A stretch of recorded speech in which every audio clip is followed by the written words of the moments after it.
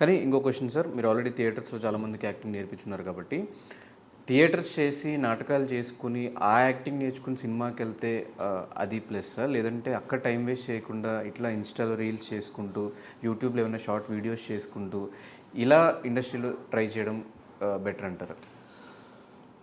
అంటే ఒకరికి భోజనం పెట్టాలనుకో బ్రదరు, వంట నేర్చుకుని పెట్టాలా, ట్రైల్ వేసి పెట్టేస్తే బెటరా? వంట నేర్చుకుని పెట్టాలంటే ఫార్ములా నేర్చుకోవాలి. ఫార్ములా అనేది థియేటర్లోనే ఉంది. అంటే ఇన్స్టిట్యూట్లో కూడా చెప్పొచ్చు. ఇన్స్టిట్యూట్లో కూడా ఇప్పుడు మమ్మల్ని ఇన్స్టిట్యూట్లకి చాలామంది ఇన్వైట్ చేస్తుంటారు. ఇన్స్టిట్యూట్లో కూడా చెప్పొచ్చు. బట్ ఒక నాట్యశాస్త్రం ఉంది. అక్కడి నుంచే కదా ఎవరైనా కూడా నాట్యశాస్త్రం నుంచి రావాల్సిందే కదా. నటన అనేది నాట్యమైనా నాటకమైనా అందులో నుంచి రావాల్సిందే కదా. అది ఎక్కడ ఉంటుంది? దాన్ని ఫాలో చేసేది ఎవరు? థియేటరు. మీకు ఒక పెద్ద బండరాయిని ఎత్తడం అలవాటు చేస్తే రేపు వచ్చి గులకరాయి పట్టుకుని ఎసరడం పెద్ద కష్టం కాదు. ముందు బండరాయి ఎత్తరా బాబు అంటున్నాను, గులకరాయి ఇలా ఆడుకుంటూ ఉంటే రేపు పొద్దున బండరాయి వస్తే నేను ఎత్తున పడిద్ది. ఒక పెద్ద క్యారెక్టర్ ఏదో వస్తే ఈరోజు గులకరాయితో ఇలా ఆడుతున్నాడు, బ్రహ్మాండంగా ఉంది, ఇదే యాక్టింగ్ అని అనుకున్నాడు అనుకోవాడు, రేపు పొద్దున తెలిసిపోద్ది. ఇన్స్టాలో రీల్స్ చేయడం వేరును, దాన్ని తప్పడం కాదు. అదే యాక్టింగ్ అనుకోవడం భ్రమణ. అదే యాక్టింగు డబ్ స్మాష్లో ఏవో టిక్టాక్లో ఇలాంటివి ఏవో ఉంటుంటాయి కదా, దానికే ఒక 4 million 5 million వ్యూస్ వచ్చాయి అని అంటే దాన్ని అదే ఒక పెద్ద స్టార్ అనుకోవడం ఒక ఇండస్ట్రీ పరంగా చిన్న భ్రమ అంతే. ఎందుకంటే పర్ఫార్మెన్స్తో ఒప్పించుకోవాలి. నేర్చుకుని తర్వాత వచ్చే ప్రయత్నం చేస్తే అది బాగుంటుంది. కానీ అంత టైం ఈ జనరేషన్ స్పెండ్ చేయాలి, లేకపోతే కెరీర్ ఉండదు బ్రదర్. మనం ఒక దాంట్లో ఇది నా లైఫ్ అని తెలుసుకుంటే ఇంతకాలం నేను నేర్చుకోవాలని పెట్టుకోకపోతే ఇంతకన్నా తక్కువ టైంలో ఇంటికి వెళ్ళిపోతాడు.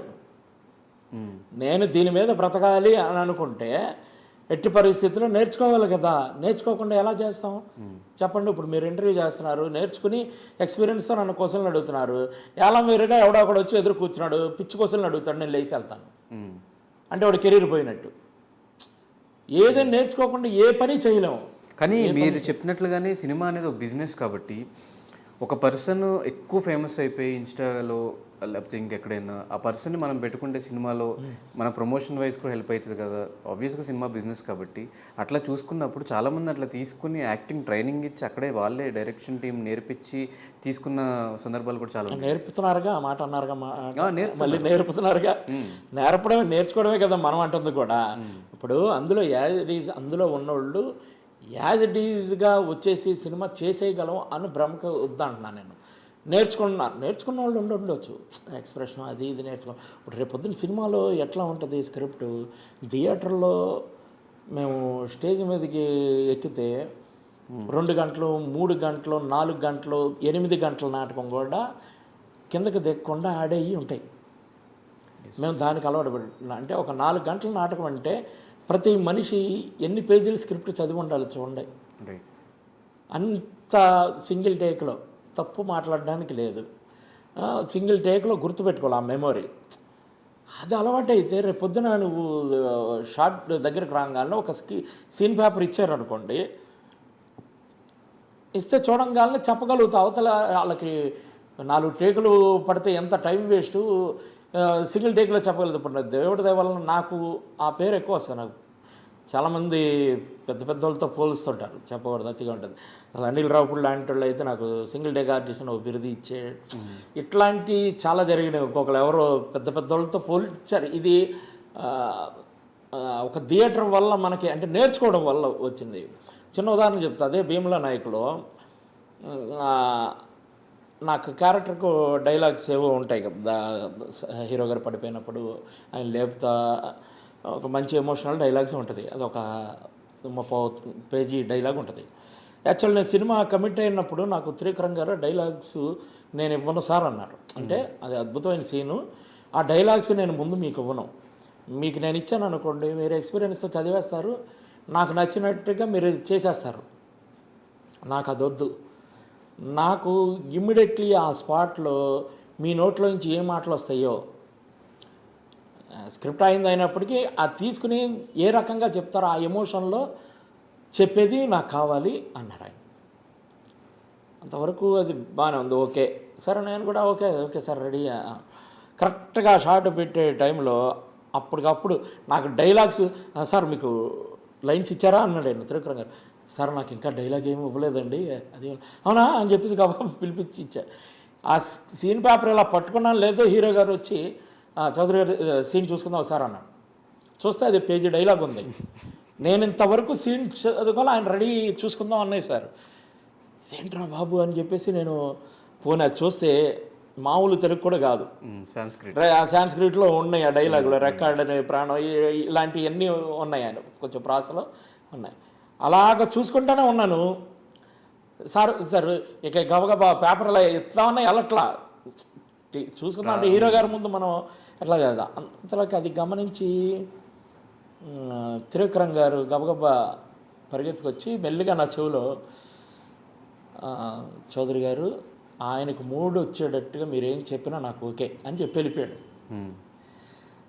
అదొక్క ధైర్యం వచ్చిందండి. యాజ్ ఏ నాటక రచయితగా డైరెక్టర్గా ఆ నాలెడ్జ్ నాకు ఉంది, నేను సొంతగానే చెప్పగలను, అది ఉంది నాకు.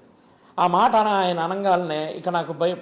అవతల ఆర్టిస్ట్కి ఆ మూడు రావడానికి వాటికి యాజ్ ఎ టీచర్గా ఆర్టిస్ట్గా థియేటర్ ఆర్టిస్ట్గా నాకు కొంచెం ఆ నాలెడ్జ్ ఉంటుంది కాబట్టి సరే ఓకే హీరో గారు బాగా చేయడానికి తగ్గట్టే పక్క ఆర్టిస్ట్ ఎలా చేయాలి అనేది ఈయన పర్మిషన్ ఇచ్చాడు కాబట్టి ఆ ధైర్యంతో ఉన్నా. సరే షార్ట్ ఏదో చేయబోయాం, మొత్తానికి రాంగ్ మూమెంట్ ఏదో నడిచాం నేను ఇంకొక ఆర్టిస్ట్. ఆయనకి బాగా కోపం వచ్చేసింది హీరో గారికి. అంటే ఊరికే అది రిహార్సల్స్ బట్ డైరెక్టర్ గారు త్రివిక్రమ్ గారు ఒక మూమెంట్ ఏదో చెప్పారు, ఇటు నుంచి ఒకళ్ళు వెళ్ళాలి ఇటు నుంచి వెళ్ళాలి. ఆ కన్ఫ్యూజన్లో ముందు ఆయన చూడగానే అవతల ఆర్టిస్ట్కి టెన్షన్ ఉంటుంది. చుట్టూ 2000 మంది జనాభా ఉన్నారు, 5-6 కెమెరాలు ఉన్నాయి, ఫైట్ మార్షల్ వాళ్ళు వీళ్ళు, అదే టయానికి ఏదో బ్లాస్ట్, ఇట్లాంటివి చాలా ఉన్నాయి, టెన్షన్ పడేవి.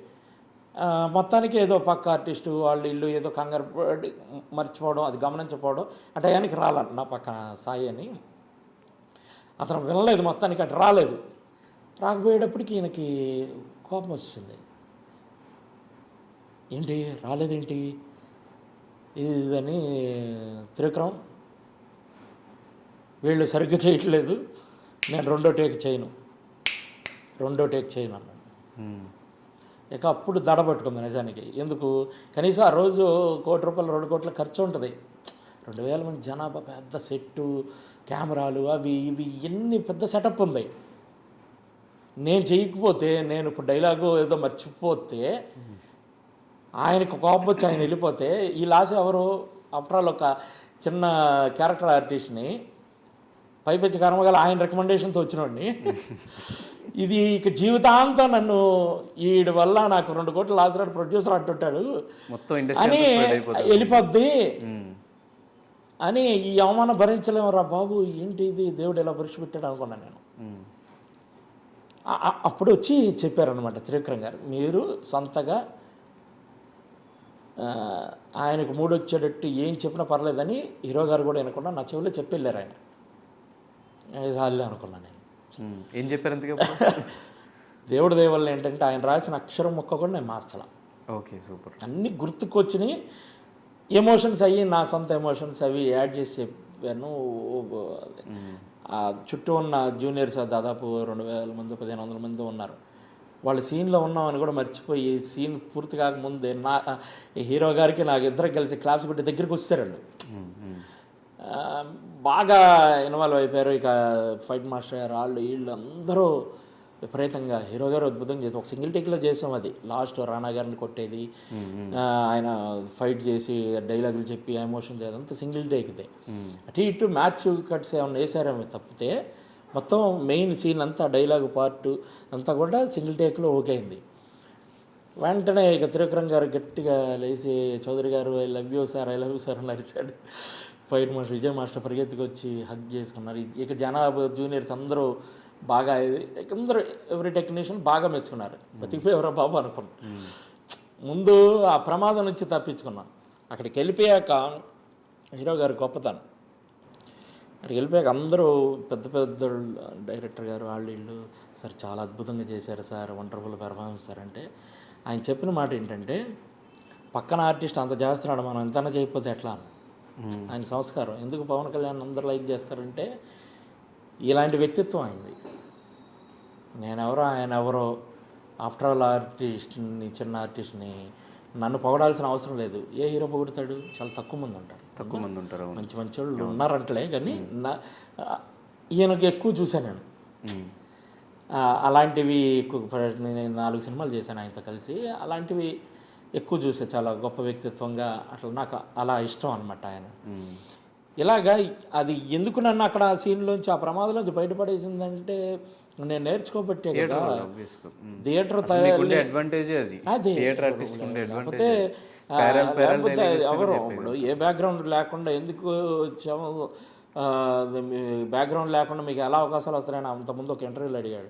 ఎవడు చెప్పాడు నాకు బ్యాక్గ్రౌండ్ లేదని? ప్రపంచంలో గొప్ప గొప్ప నటులు తయారు చేసిన కళాముద్రలి నాటకం రంగస్థలం నా బ్యాక్గ్రౌండ్. ఇంతకుమించి ఎవడు కావాలన్నాను నేను. రంగస్థలాన్ని మించిన బ్యాక్గ్రౌండ్ ఎవరికి కావాలి? ఒక థియేటరు నా వెనకాలలో ఉండగా ఇంకా నాకు ఎవరు ఇది కావాలి? అందుకని నేను ధైర్యంగా వచ్చాం, అక్కడనే వచ్చి పోరాటం చేసి బ్రతుకుతున్నాం ఇండస్ట్రీలో. అది అట్లా. అండ్ ఈవెన్ ఇప్పుడు కూడా చాలా మంది థియేటర్ ఆర్టిస్ట్ పెద్ద పెద్ద ఆర్టిస్టులు అయ్యి ఇంకా సర్వే అవుతున్న చాలా మంది ఇప్పుడున్న మీకు పెద్ద పెద్ద ఆర్టిస్టులు అందరూ ఇక మీకు మలయాళంకి వెళ్తే ప్రతి ఒక్కరు థియేటర్ ఆర్టిస్ట్. పెద్ద పెద్ద వాళ్ళందరూ కూడా థియేటర్ ఆర్టిస్టులు, డైరెక్టర్లు, ఆర్టిస్టులు, హీరోయిన్స్ కూడా థియేటర్ చేసి వచ్చిన వాళ్ళు. అంటే మాకు థియేటర్లు, యూనివర్సిటీలు వాటిలో తగులుతుంటారు. ఇప్పుడు పెద్ద పెద్ద స్టార్స్ అయిన వాళ్ళు చాలామంది ఇప్పుడు డైరెక్టర్లుగా అలాగా ఉన్నారు. పేర్లు గుర్తున్న మలయాళం పేర్లు. కానీ మాకు యూనివర్సిటీల్లో అట్లా కాంపిటీషన్స్ వాటిల్లో తగిలిన వాళ్ళు అనమాట. కేరళ ఇవన్నీ అంటే థియేటర్ పరంగా నేను చాలా, నాకు 19 నేషనల్ అవార్డ్స్ వచ్చున్నాయి. ఈ 2 స్టేట్లకి 19 నేషనల్ అవార్డ్స్ తీసుకొచ్చారు. అలాగే ఇప్పుడు 20వ సెలెక్ట్ అయ్యి ఉంది యాక్చువల్లీ రైల్వే నేషనల్ అవార్డుకి. అట్లాగే నంది అవార్డ్స్ కూడా నాకు వ్యక్తిగతంగా 17 నంది అవార్డ్స్. ట్రిపుల్ హ్యాట్రిక్ అనమాట, 3+3+3 అట్లా. ఇలాంటివి ఏంటంటే థియేటర్లో చేసాం. సో బయట స్టేట్ వాళ్ళకు కూడా బాగా తెలిసిన డ్రామాస్ వాటిలో బాగా నాకు అభిమానులు ఉన్నారు, కలిసి పనిచేసిన వాళ్ళు ఉన్నారు. అట్లా. సూపర్.